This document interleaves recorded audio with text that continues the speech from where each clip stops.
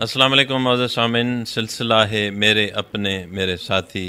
इस सिलसिले में हम आपको ऐसे लोगों के इंटरव्यू सुनाते हैं जो खुद माजूर होते हुए दूसरों के लिए सहारा बने हुए हैं, उनकी मदद करते हैं। बड़ी मारूफ शख्सियत हैं इस हवाले से, जो माजूरों के लिए बड़ी खदमात अंजाम दे रहे हैं। बड़ा ज़बरदस्त उन्होंने काम किया है, काफ़ी सालों से वो ये काम कर रहे हैं। उनके जो नौकरी के प्रॉब्लम हो गए माजूर अफराद के, उनमें उनकी मदद करते हैं। दूसरे उनके मुख्तलिफ प्रॉब्लम्स होते हैं, उनमें बढ़ चढ़ के वो हिस्सा लेते हैं। तो बड़ी खदमात हैं खैरपुर के शहरियों के लिए उनकी। उनसे बातचीत करते हैं, उनसे आपकी मुलाकात करता है। उनका नाम है अली अंसर सिंधु। अली अंसर सिंधु साहब, आपका बहुत शुक्रिया, रेडियो पाकिस्तान खैरपुर को आपने टाइम दिया। मुख्तसर अपना तारुफ करवाइएगा कि आपका ताल्लुक खैरपुर शहर से ही है या किसी और इलाके से है, और आपकी तालीम क्या है? बिस्मिल्लाहिर्रहमानिर्रहीम।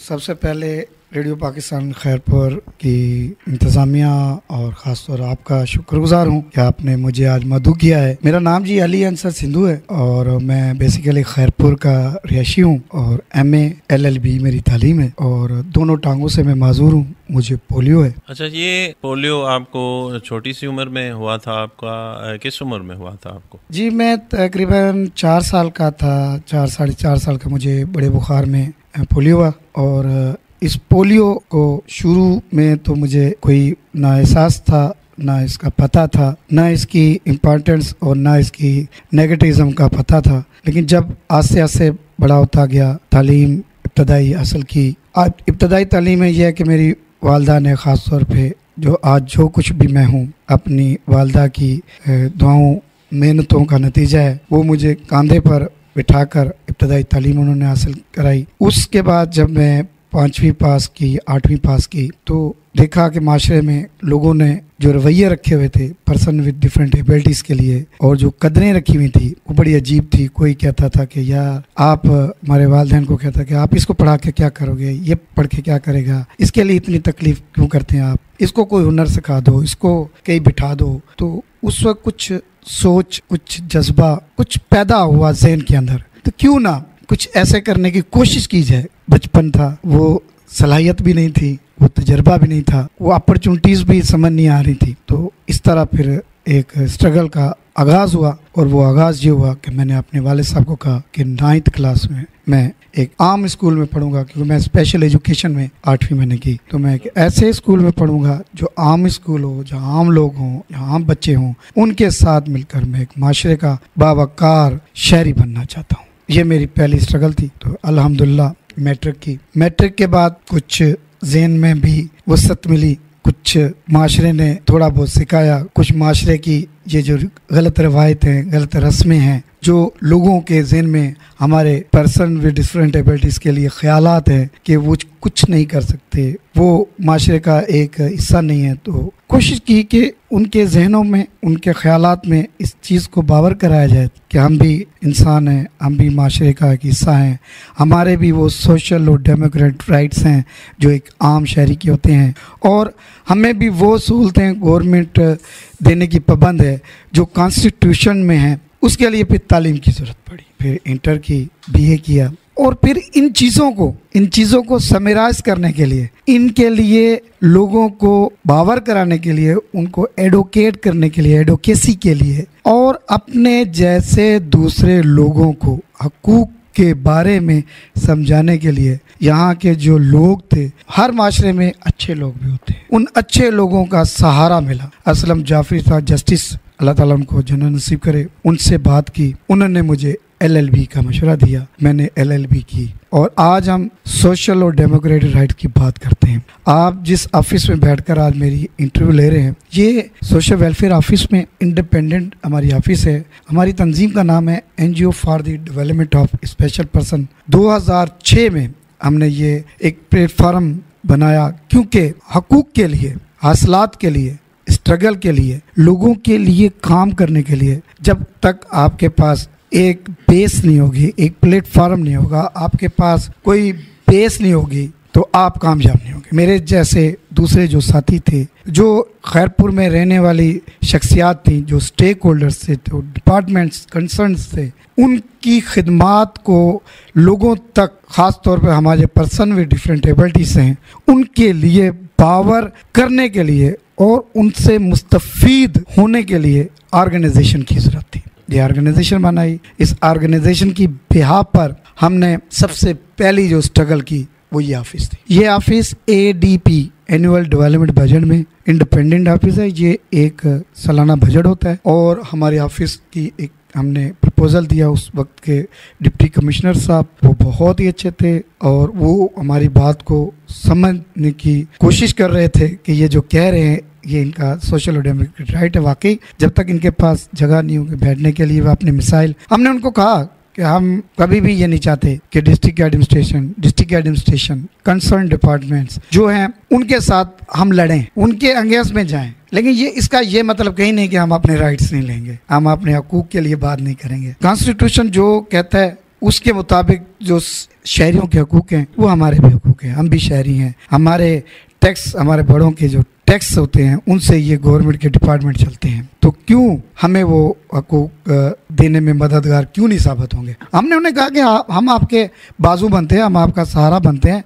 आप गवर्नमेंट रिप्रेजेंटेटिव्स हैं, ऑफिसर्स को बोला, हेड ऑफ डिपार्टमेंट्स को बोला, हम पब्लिक रिप्रेजेंटेटिव बनते हैं, आते हैं, मिलके बैठते हैं, इनके जो सोशल और डेमोक्रेटिक राइट्स हैं उनके लिए नेगोशिएशन करते हैं, बात करते हैं, उनके लिए प्लानिंग करते हैं। आपके हेडेक में जो कुछ है आप अपनी बात करें, हमारी जो ख्वाहिशात हैं वो हम अपने आपके आगे रखते हैं।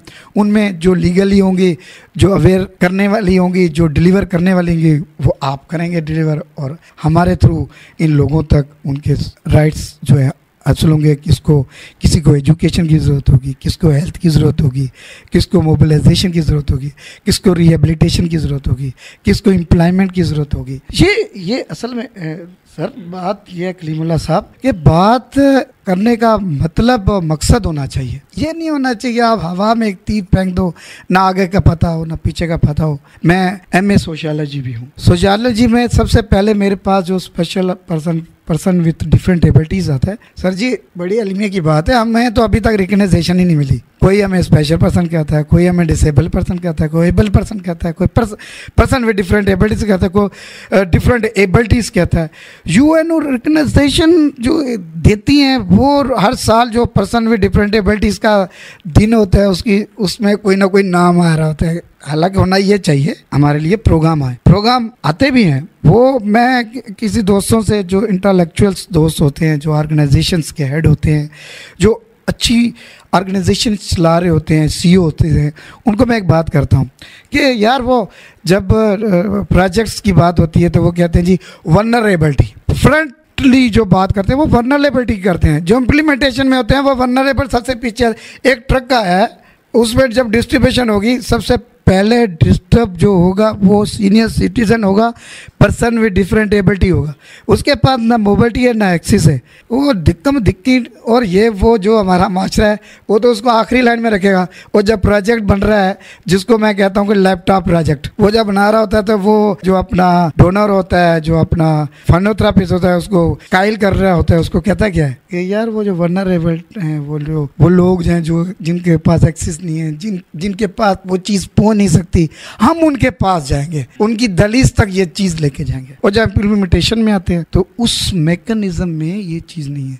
इसके लिए फिर हमने स्ट्रगल की। अल्हम्दुलिल्लाह 2018 में person with different ability, empowerment people with different abilities act 2018 Sindh government ने पास किया। मैं NDSP को बहुत लकी समझता हूँ। 2015 में हम एक राइट बेस स्ट्रगल कर रहे थे, उसमें चार्टर ऑफ डिमांड था, उसकी 6 से 7 शिकें जो थी, जो हमारी डिमांड्स थी, वो उस बिल का बेसिक थीम है। जरूर गवर्नमेंट ने देखा होगा, जो टेक्निकल पर्सन्स हैं, जो लेजिस्लेशन करते हैं, जो लीगल बेस पे गवर्नमेंट को सपोर्ट करते हैं, उन्होंने लीगली उसको जरूर देखा होगा। लेजिस्लेट जो होते हैं वो इन बारीकियों को देखते हैं। अल्हम्दुलिल्लाह हमारी जो दूसरी ऑर्गेनाइजेशन है, ग्रास रूट लेवल से प्रोविंशियल लेवल से national level, national international level, उनकी एक्सपोजर, उनकी जो केसेस होगी, उनको भी उन्होंने जरूर कहीं ना कहीं टच किया होगा और ये बिल हो गया। अल्हम्दुलिल्लाह सिंध गवर्नमेंट ने वो काम कर दिखाया। अब अल्हम्दुलिल्लाह उसके बिजनेस रूल भी बने हैं। सबसे पहले उस बिल में है कि आपको एसेसेबल किया जाएगा। आप देख लें कि हमारे कितने डिपार्टमेंट्स, कितने प्राइवेट सेक्टर्स, कितने प्राइवेट पब्लिक पार्क्स, उनमें ये सहूलतें हैं, वो एसेसेबल हैं। पर्सनल डिफरेंट एबिलिटी, ठीक है, आप आज़ाद होंगे, आप इंडिपेंडेंट होंगे, आप हर चीज़ लेने और देने के उस वक्त काबिल हो सकते हैं जब आपको उसकी एक्सेस हो। मेरी 4 जीने चढ़ कर मुझे कहीं जाना है तो मैं तो पीछे ही रह जाऊंगा ना, आप तो टांगों वाले चले जाएंगे। ये चीज़ें हैं। मैं आपके ऑफिस में दे रहा हूँ, मुख्तलिफ अवार्ड शील्ड्स भी नज़र आ रही हैं, तो माशाल्लाह मुख्तलिफ इवेंट्स पे आपको मुख्तलिफ इनामात भी मिले हैं, उनकी तफसीलात कुछ बताइएगा। देखें जी, जब बंदा कोई काम करता है तो अवार्ड और रिवार्ड, और हम जो है ना, हम जो सोशल एक्टिविस्ट हैं, हमें अवार्ड जो मिल जाए ना और 2 लफ्ज़ कोई कह दे वो रिवार्ड मिल जाए, तो वही हमारी ज़िंदगी है, वो हमारी एनर्जी होती है, वो उससे हम एनर्जेटिक होते हैं। ये मुख्तलिफ इवेंट्स हैं, तकरीबन 200 से 250 शील्ड्स हैं, अवार्ड्स हैं, प्रोग्राम्स हैं। ये सब कुछ है इसलिए कि काश किसी एक जगह से भी कोई एक चीज़ हासिल हो जाए और वो हमारे पर्सन में डिफरेंट एबिलिटीज़ के लिए कोई मशले राह बन जाए। मकसद ये है, जिंदगी का मकसद ये बना हुआ है। और मेरी एक पैगाम होगा मेरे सुनने वालों के लिए, अपने लिए तो हर कोई करता है, किसी के लिए कोई करे और उसमें बेलोस हो तो वो है सोशलिज्म, वो सोशल एक्टिविज्म। आप सोशल बने, आप पैगंबरी पेशा है सोशलिज्म। हज़रत सल्लल्लाहु अलैहि वसल्लम हमारी एक मिसाल है। उन्होंने जो जिंदगी अपनी गुजारी उसमें सिर्फ इंसानियत की दर्स दिया, इंसानियत की खिदमत की, इंसानियत की भला की बात की, और उसमें से एक लेसन जो है शायद मैंने सीखा और मैं अपनी जिंदगी को उस पर चलाने की कोशिश कर रहा हूँ। बड़ा ज़बरदस्त आपका पैगाम भी आपने दे दिया अली अंसर साहब। सामिन मोहतरम, देखें कि अली अंसर साहब ने खुद माजूरी के होते हुए अपनी ज़िंदगी का सहारा, अपने वालिदैन का सहारा, दूसरे बहुत से लोगों के लिए वो सहारा बने हुए हैं, उनकी मुश्किलात आसान करते हैं। बड़ा इनमें जज्बा है। हमारी दुआएं भी अली अंसर साहब आपके लिए हैं। अल्लाह पाक मज़ीद कामयाबियाँ आपको अता करे, अल्लाह पाक आपको सदा खुश रखे। रेडियो पाकिस्तान खारपुर को आपने टाइम दिया, आपका बहुत शुक्रिया।